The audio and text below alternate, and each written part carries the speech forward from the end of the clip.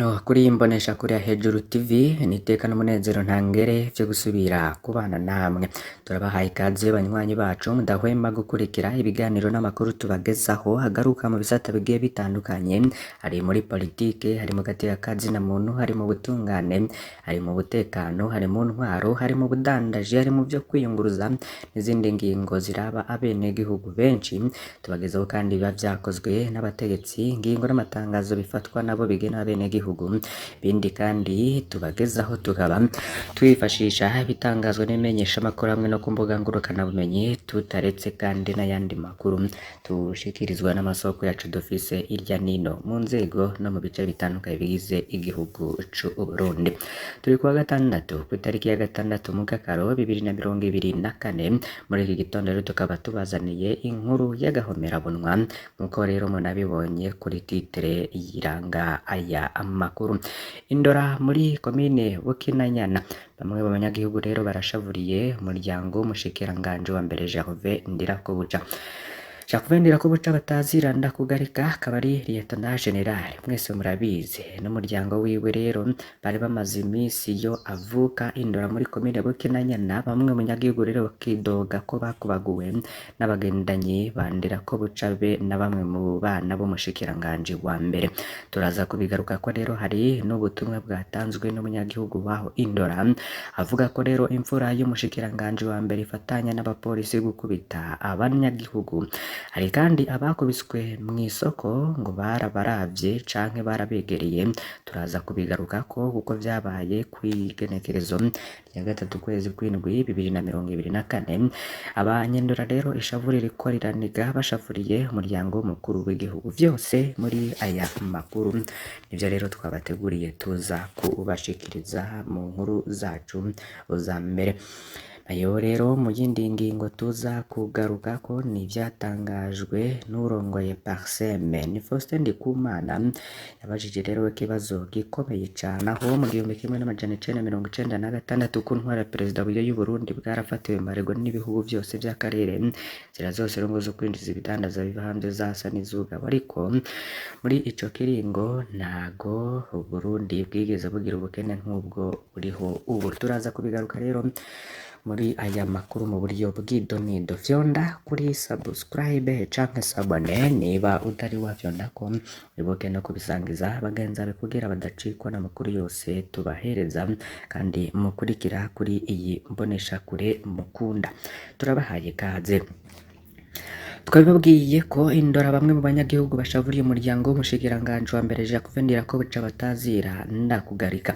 Mu minsi iheze rero bari bamaze iminsi yo avuka aho n'Indora muri komine Bukinanyana. Bamwe banyagihugu rero bakidoga ko bakubaguwe n'abagendanyi b'umushikiranganje wa mbere Lieutenant General Gervais Ndirakobuca hamwe n'abana b'uwo mushikiranganje wa mbere. Abanyagihugu rero bakifuza ko Gervais Ndirakobuca abimenya ndetse agahanura biwe.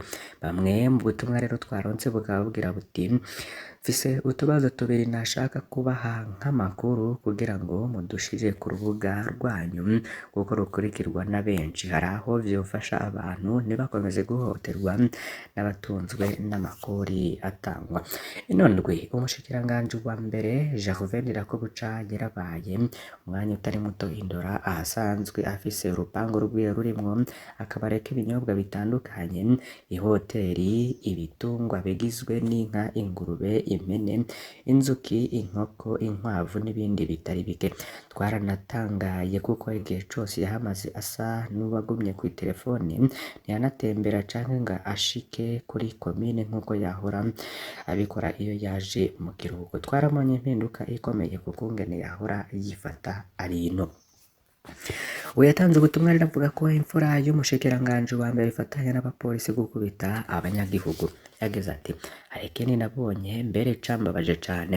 Umushikiranganje wa mbere yari yaje azananye n'umuryango wiwe, wa muhungu wiwe mukuru we yagumye atemberana n'abantu baba bambaye impuzu zisanzwe bakaja ku bubare nk'aho bita kuri rya Hodari haruguru gato ya hari station Gervais Ndirakobuca. Basanga bariko baranywa kanwa maze baruhimbye bagatangura kwigenza ku barengana ngo barabaravye bakabarengerako n'amahiri. Hari rero abakubiswe mu isoko ngo barabaravye canke barabegereye. Umunyagihugu rero yatanze ubwo butumwa akaba yaragize ati ivyo byaranabaye no ku mutambukanyi w'umushikiranganji wa mbere mu gihe yari mu isoko mu bitomati ku munsi wa gatatu igenekerezo rya gatatu kwezi kw'indwi 2024. Ico gihe yariko araca mu isoko ari kumwe n'abana biwe b'abakobwa, yari kumwe kandi n'abamucungera umutekano bari bambaye impuzu zisanzwe. Abo bana bandira ko buca barakubise abana b'abakobwa babiri ngo barabaravye. Sabo gusa rero bakubiswe uwo munsi, harakosowe n'umuhungu yariko arengana mu bitomati akaba yari afise telefone Android zibiri. Bamwe bari bacunze umutekano w'umupfasoni w'umushikiranganji wa mbere bahagaritse uwo muhungu, nawe akabishura ati erega abantu bariko barampenda bari inyuma yanje, ati kandi mumenye ko turi mu isoko turi kudusuma twese. Umukuru rero w'abari barinze umudamu wa Jacques Ndirakobuca bataziranda kugarika yaciye ahamagara uwo muhungu ati ingo hano, nawe aragenda aramubaza ati ninde yakubariye guca ngaha? Nawe ati nje gusuma mu isoko. Arasubira aramubaza ati ninde yakubariye kuza ngaha? Uwundi ati none mu isoko hari abatari kuriwe kuhinjira no kuhasumira? Wa mushefu ati uranzi? Ubundi nawe ati naje ndi iki imbere yawe? Umushefu rero aca arihorera aramureka. Umuhungu rero arabandanya amanuka aja epfo mu biraya. Wa mushefu rero yaciye akoresha zirya radiyo bakoresha mu bijanye no guhana amakuru. Ubwo nyene wa muhungu basohokeye epfo ahantu rero barunda inkoko. Haciye rero haza pick-up y'igipolisi ivamwo abambaye impuzu z'igipolisi gicungera abategetsi. Abapolisi rero batanu bamusemberako bamuterera muri iyo modokari. Guhera ubwo ntitwasubiye gukubita ijisho uwo muhungu, sinzi rero ngo niyo bamujanye. Twaherutse ijambo abasirikare babiri bari ku ruhande bavuze ngo bamujane kumukosora. Abanyendura rero ishavu riranuga kuko abanyendura ngo co kimwe n'abarundi bose ngo baguwayo ikivumvu baca bibaza bati umuntu aje mu isoko kubera hari umutegetsi aba ariyo bose bazoca batabomoke ntibasubire gusuma no kurangura imirimo bariko bararangura. Noneho uwo mupfasoni w'umushikiranganji wa mbere niyinjira mu isoko n'ivyo bibondo vyiwe abantu bagatangura kubahunga, ubwo bo bazohava babinezererwa. Ese umushikiranganji wa mbere Lieutenant General Jacques Ndirakobuca azohava binezererwa niyabona yinjiye n'umuryango we mu rushengero akazabona abakristo bose barahunze kubwo gutinya guhabwa amahiri n'amakofe ukuraho? Ngo turasabye rero ngo mudufashe ubutumwa bushikire nyakubahwa umushikiranganji wa mbere Ndirakobuca Jacques kugira yibutse umuryango wiwe n'ababacungera ubuzima ko indora tutohabahebera ngo bahabe bonyene, baza kuhanywera no kuhatembera kubera tuhari kandi twahageze neza. Turibaza ko Jacques Ndirakobuca atamenye bino bintu, kumbure we ntavyo yari kwemera. Ngo turasabye rero mubimumenyeshe. Ngo turanakebura abo bana b'umushikiranganji wa mbere k'ejo hatubikiye vyinshi ko bokwirinda rero gukubita no gutoteza abanyarucari kubera aribo muri kazoza bazovamwo ihanga rikomeye cane. Aha bira kuri Dawudi yari umwungere muto ariko Goliyati imbere yiwe yacitse akanyageri. Murakoze. Inkuru yatangajwe n'urubuga rwa Pacifique ntazwe rwitwa urubuga ijisho ry'umunyagihugu rutanga ubutumwa abanyagihugu ko babutanze nyene kufiza icumviro kidasa n'ikivuzwe nawe nyene akaba nkamwakira akabeshuza. Urubuga rero ngo nakaryo kahawe abanyagihugu bumva badafise aho bavugira. Nkuko rero twabigarutseho murumviriza rero ivyakozwe n'ubana hamwe n'abagendanyi b'umushikiranganji wa mbere Lieutenant General Jacques Ndirakobuca. Nivyo rero twari twashimye kubagezako kugira ngo mwumvirize ivyo bikorwa n'abategetsi hamwe n'ibitangazwa nabo. Nkuko rero mu ngingo tugarukako nyinshi n'ubundi zibigarukako. Sako kandi ivyo tubafitiye ku nkuru y'ivyatangajwe na Gervais Ndirakobuca kuko ngo ibihano banki y'isi yafatiye Uburundi vyagize inkurikizi zikomeye, niko umushikiranganji wa mbere Ndirakobuca amenyesha ko Uburundi ko burahura n'ingaruka z'ibihano bwafatiwe banki y'isi yose naho vyakuweko kuva muri 2021, bikaba rero vyasize igihengeri gikomeye mu vy'ubutunzi. Akaba rero asaba banki y'isi yose gufasha Uburundi muri kino gihe Uburundi buri mu bibazo vy'igitoro, umuyagankuba, ihindagurika ry'ibihe. Rero akaba yarabishikirije kuwa gatanu mu kiganiro n'urwego nyobozi rw'ibanki y'isi yose hamwe n'abagize leta y'u Burundi. Kuri uyu wa gatanu igenekerezo rya gatanu mu kakaro 2024 mu kiganiro n'abagize urwego nyobozi rw'ibanki y'isi yose hamwe n'abashikiranganji ba leta y'u Burundi, umushikiranganji wa mbere wa leta y'u Burundi Gervais Ndirakobuca akaba yamenyesheje ko ibihano Burundi bwafatiwe n'Ibanki y'Isi yose vyagize ingaruka zikomeye ku Burundi mu vy'ubutunzi, aho vyasize igihengeri gikomeye mu gihugu no mu mibereho y'abanyagihugu. Mbere n'ubu Burundi izo ngaruka rero ziracibonekeza ku gihugu. Nk'uko rero vyashikirijwe n'umushikiranganji wa mbere, Burundi buramaze gutera intambwe mu bisabwa n'Ibanki Nkuru y'Isi yose, aho ibintu 7/8 bisabwa n'Ibanki yose ku Burundi bimaze gukorwa. Igisigaye rero ni ikibazo kijanye n'uko ifaranga rivunjwa. Gervais Ndirakobuca rero akaba yarerekanye ikibazo Uburundi buriko buracamwo muri kino gihe, rero yashikirije ibibazo vy'igitoro, indagurika ry'igihe, umuyagankuba n'ibindi, aho mbere yasavye Banki y'Isi yose gushigikira Uburundi muri bino bihe.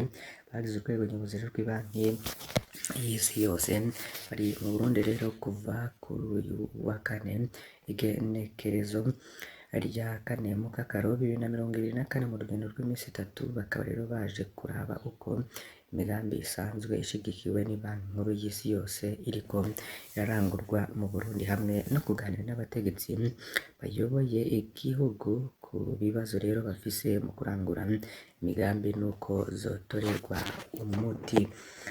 Tubananirize rero ku bindi bigiye bitandukanye twabibabwiye mu buryo bw'imfunyapfunya.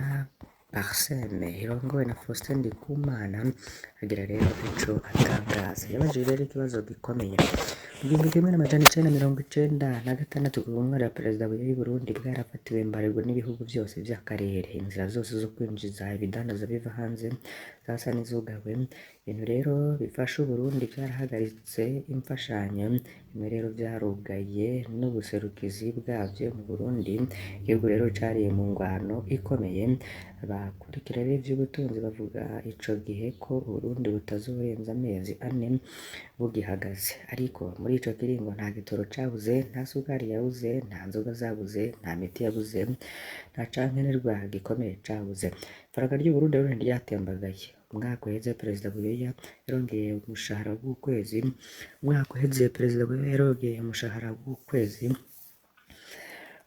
Abakozi bose, ni ukuvuga rero ko bahembwa amezi 2 kandi bakoze kumwe mu mpera y'umwaka. Faustin Ndikumana rero akaba yabaza abatwara uno munsi ko mwebwe taye mahigo iba ariko atangwana iba ariko byose bikaba biyangaye. Ibanga rya perezida Buyoya se ryoba ryarabaye irihe? Faustin Ndikumana rero akaba avuga ko abategetsi b'ico gihe bubakiye kuyikoreshwa neza ry'amafaranga. Yatanze rero uturorero. Amafaranga mvamakungu ntawapfa kuyaterura kugira asohoke mu banki, vyari bifise amategeko akomeye. Carazira ko amafaranga Barudi isavye ateba kuboneka. Umushikiranganji w'igihugu ca leta rero yategerezwa kuvuga mu manama y'abashikiranganji baraze igihugu gisigaranye.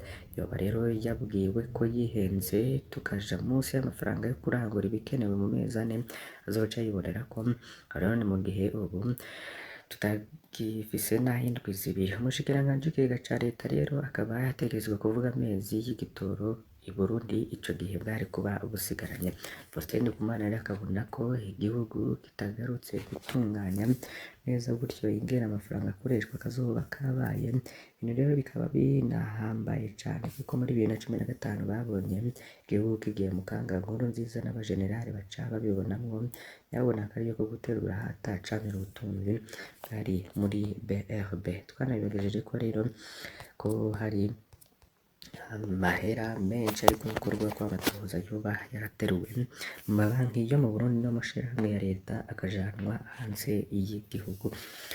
Reka rero duhereze kuri iyi nkuru ivuga ko hari umurundi ari muri Afurika y'Epfo ariko aburira bagenzi be yaragize ati nuko rero mukunda gutabara abarundi bari mu bibazo bitandukanye turabasabye mutangire buno butumwa ku barundi bari muri Afurika y'Epfo bavukanye ba mu gisagara ca Johannesburg mwiyubare cane ariko hari abo mukwabo ukomeye cane ku mabarabara makuru abapolisi rero barugara ibarabara bagafata imodoka yose irengana bagasuzuma ivyangombwa ngo rero basanze atabikwije akaba ari hamana angana n'amarande 15,000 muri iyi minsi rero ntihagire uwupfa kwita ibarabara ataravye ko afise impapuro zikwiye vyiza mwobaza abagenzi uko biriko biragenda mugakurikira imbuga ziriko zirabivugako buri munsi rero abapolisi bahitamwo agace bakoreramwo mwiyubare bavukanye aya mahera ni menshi ubwo nibwo butumwa rero bwoba bwararungikiwe